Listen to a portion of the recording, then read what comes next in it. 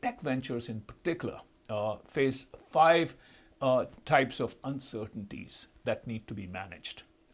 Starting, I would say, is market uncertainty, because the product or service you're creating will actually see the light of the day probably 2 years, 3 years, 5 years from now.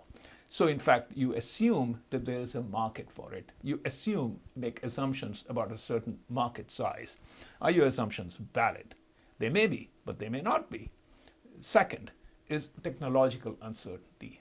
Of course, you may be developing a new technology, or your product or service may ride on a technology platform.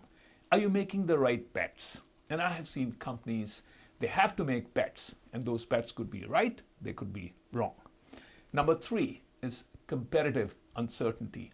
You may have made the right bets, right judgment about market and technology, but in fact, will somebody else get there faster, earlier, better than you?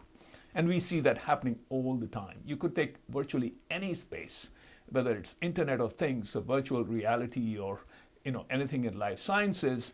You can bet that there are at least 10 companies funded by VCs who are marching down the same path.